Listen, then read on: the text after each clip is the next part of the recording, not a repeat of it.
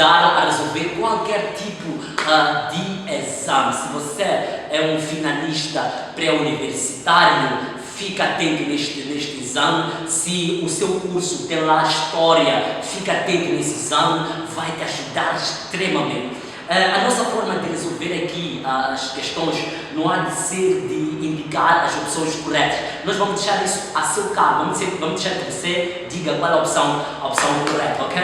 Então, é preciso nisto que tenha uma anotação, um bloco de anotação, ou um caderno, um lápis, tenha também o exame de admissão.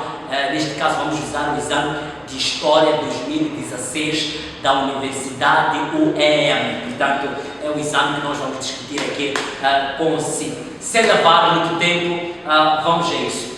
Temos aqui como a primeira questão, número 1. A primeira questão do exame é em relação ao termo história. Portanto, aqui a questão está a exigir que fôssemos indicar a origem de história. Mas não vamos nos limitar somente a indicar a origem de história, porque neste exame pode estar a pedir isto, mas em outros exames estar a pedir outras coisas. Agora, em relação ao termo história, é preciso que nós percebamos que o termo história, não é, significa investigação, significa inquérito, não é? E ao indivíduo que fazia essas investigações, a esses inquéritos, não é, era considerado histórico. Não é? Portanto, é um termo grego e ao historiador, ao indivíduo de pesquisa, de investigação, de inquérito, é tido como histórico. E em relação a esta pergunta, também é preciso que nós tenhamos noção que está ligada também a quem se atribui a paternidade de história, não é? Estamos a falar, neste caso, do próprio Heródoto de Ilgamarço. Portanto, este é tido pelos gregos, é tido não somente pelos gregos, não é? No campo de história, como o pai de história, não é? E ele, na verdade, é pai de história dado a própria primazia de fazer esses inquéritos, essas investigações, esses registros, não é? Que vai fazendo ao longo das suas viagens ao longo do Mediterrâneo, não só vai registrando algumas guerras greco-persas. Portanto, é um dos primeiros a fazer isto. E é por isso que tem a legitimidade de ser encarado como um pai de história. Mas também temos um outro ator, não é? Que é o Tucídides, não é? Que é também considerado como um dos grandes precursores, não é? Da cientificação de história. Ele é tido como o pai da ciência ou da cientificação de história, pelo fato de ter, na sua análise historiográfica, ter usado muito a crítica às fontes para apurar a sua veracidade e a sua autenticidade, não é? É o pai de causa, efeito, o Tucídides.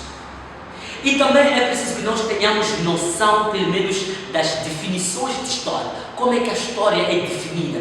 E é verdade que você pode definir a história da sua maneira de ser, mas já para um nível de exames universitários, é preciso que você tenha a noção de como é que alguns autores, definem a história. Eu vou trazer aqui algumas definições de alguns autores. Temos, por exemplo, o autor Mark Bloch. Ele define a história como a ciência, não é, dos homens. Ele diz que a história é uma ciência dos homens no tempo. Depois vamos ter também outros historiadores, que é o caso, por exemplo, mesmo do próprio Le Goff, ele diz que a história é uma ciência social dos homens, não é? Com técnicas e com métodos. Vamos ter um outro historiador que é muito importante, que é o próprio Lefebvre. Ele diz que a história é a memória do gênero humano, não é? Que lhe dá a consciência de si. Portanto, essas definições são muito importantes, não é? Porque elas nos permitem citar os seus próprios autores. E uma outra coisa que é muito importante em relação a esta questão é você, como estudante, ter noção do período histórico, não é? Daquilo que é período histórico e daquilo que não é período histórico. O período histórico, não é? Parte do momento da invenção da escrita. Estamos a falar de 3500, que é o quarto milênio. A partir desse momento esse momento todo, até a atualidade, este momento chama-se período histórico, que parte da invenção da escrita até hoje. E quando nós falamos de invenção da escrita, é preciso também que tenha noção, não é, de quem vai inventar a escrita, porque os exames geralmente têm exigido muito isso. Quem inventa a escrita, não é? Que nomes, não é, as primeiras escritas vão ter? Estas civilizações viviam onde? Portanto, em relação à invenção da escrita, nós temos aí algumas civilizações, não é? Temos a civilização suméria, não é? Que vinha do rio Uruk, ou Ur, não é? Vai inventar uma escrita que é conhecida como escrita cuneiforme. Escrita cuneiforme. É a primeira. Temos a segunda, que é a civilização egípcia, que é também dos grandes rios, não é? Que vai desenvolver-se ao longo do rio Nilo, vai inventar uma escrita que é conhecida como escrita hieroglífica, não é? E depois vamos ter a terceira civilização, que é a civilização chinesa, não é? Que vai se desenvolver em torno do rio Amarelo, não é? E vai inventar a escrita chinesa. Então, esses são elementos que uma pergunta só, uma questão só, a questão número 1, nos consegue ou nos leva, não é, a todas essas questões, porque, como disse, hoje estão a questionar assim, mas podem me questionar de outra maneira e eu tenho que ter a capacidade de responder essas outras maneiras. E uma outra coisa que é muito importante quando olhamos para o período histórico, não é? O próprio período histórico, é como é que as informações são transmitidas nesse momento. Neste período histórico, as informações são transmitidas através da escrita, não é? É por isso que, em algum momento, são tidas como sociedades sem escritas, aquelas sociedades que não tinham escrita, não é? Um dia Hegel disse que a África não tinha escrita, não é? Disse que a África não tinha escrita porque entendia-se que a história era feita com base à escrita, sob concepção ocidental, não é? Portanto, esse período é tido como um período escrito. E há uma coisa que é mais importante ainda, é que este período histórico é dividido em idades. É preciso que o estudante tenha noção da definição desse período histórico, desde a invenção da escrita até hoje, não é? Temos a Idade Antiga, que é a primeira idade, que parte da invenção da escrita até a queda do próprio Império Romano, lá para os 476. Depois temos a Idade Média, que parte daqui, não é? Até ao início das expansões europeias. Podemos até citar 1415, quando Portugal conquista uma das cidades africanas, a Ceuta, não é? Essa Idade Média. Depois vamos ter a Idade Moderna, que é da conquista a Ceuta, 1415, até a Revolução Francesa, 1789, não é? Portanto, aqui é a Idade Moderna. Depois daqui vamos ter a Idade Contemporânea, que é a Idade da Atualidade. É preciso que se tenha noção disso. E é preciso que se tenha noção do que é que acontece nessas idades que não vamos falar aqui. Agora, temos um outro período anterior ao período histórico, que é o período pré-histórico, que é o período antes da invenção da escrita, onde a informação era transmitida oralmente. Portanto, este período teve também suas características, não é? É um período que teve lá 3 idades. Enquanto o período histórico é dividido em 4 idades, o período pré-histórico é dividido em 3, que até pode se dividir em duas idades. Temos a pré-história, temos o paleolítico, temos mesolítico e temos, não é, o próprio neolítico, que eu prefiro dividir somente em duas idades, o paleolítico e o neolítico. O que é muito importante aqui é você perceber por que chamamos de paleolítico e neolítico, porque dessa similaridade das terminações desses nomes. Paleo significa antigo, lítica significa pedra, neolítico, neo significa novo, lítica significa pedra. Significa que no período pré-histórico é um período que predominava muito o uso da pedra. Os indivíduos vão ver aqui usavam como instrumento de trabalho a sua pedra. E essa pedra vai se distinguir entre a antiga e a nova. Na antiga é pedra lascada. Lasca significa aquela pedra que se usa da forma como foi encontrada, não é? Polida significa que essa pedra já vai ser trabalhada, vai ser polida, vai ser afiada. Então no neolítico a pedra já é mais afiada. Veja que estamos a navegar, não é? Mas somente por uma só questão, não é? Do exame de 2016, o EM de História. Ok? Vamos passar para a segunda questão. A segunda questão é em relação à historiografia judaica. A segunda questão está a pedir que fôssemos mostrar qual é a fonte, não é, para estudar a historiografia judaica. Obviamente que a fonte para estudar a historiografia judaica é a Bíblia. Mas em relação à Bíblia, é preciso que nós tenhamos noção da divisão da própria Bíblia. É mais o próprio Antigo Testamento. E esta Bíblia, ela nos ajuda não só a estudar a historiografia judaica, como também nos ajuda a estudar as sociedades que circundavam os próprios judeus. Estamos a falar dos próprios fenícios, estamos a falar dos próprios persas, estamos a falar dos caldeus, estamos a falar dos próprios egípcios, estamos a falar dos próprios assírios, não é? Portanto, a Bíblia fala um pouco desses e é possível estudá-los a partir da própria Bíblia. E mais do que isso, é preciso também que se tenha noção da divisão da própria Bíblia, dos próprios livros do Antigo Testamento. E há uma coisa muito importante em relação à historiografia judaica, que geralmente é exigida, é a própria característica da historiografia judaica. Qual é a característica principal da historiografia judaica? E a característica principal da historiografia judaica é a incapacidade deles acederem à universalidade do homem. Significa, eles encaravam-se como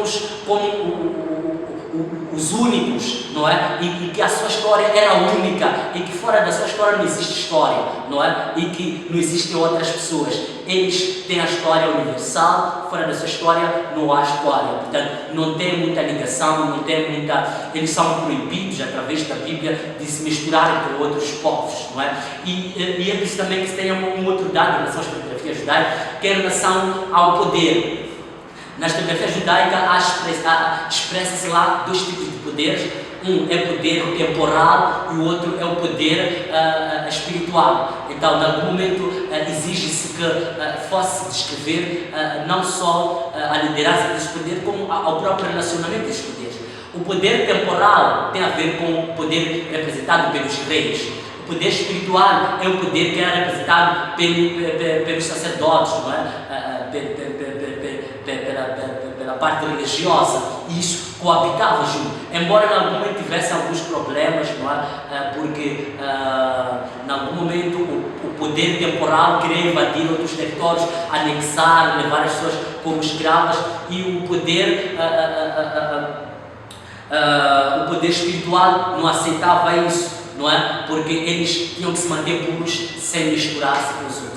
Vamos à terceira pergunta. A terceira pergunta é em relação à historiografia judaica e a historiografia palaciana. Aqui é para indicarmos o século obviamente que é século XIV, onde a historiografia palaciana e a historiografia burguesa vão ter o seu espaço. Mas mais do que isso, é preciso que você compreenda como é que essas historiografias funcionavam. A historiografia palaciana é aquela historiografia em que era encomendada, os historiadores eram encomendados para falarem bem dos reis, para falarem bem dos palácios, para falarem bem das monarquias. Portanto, os historiadores são chamados para fazer crônicas que vangloriassem as monarquias, os palácios. Contrariamente, por exemplo, à historiografia burguesa. A historiografia burguesa é muito contrária, não é, à historiografia palaciana, não é? Essa historiografia é mais dos próprios burgueses, já falam do indivíduo simples, que não fosse da aristocracia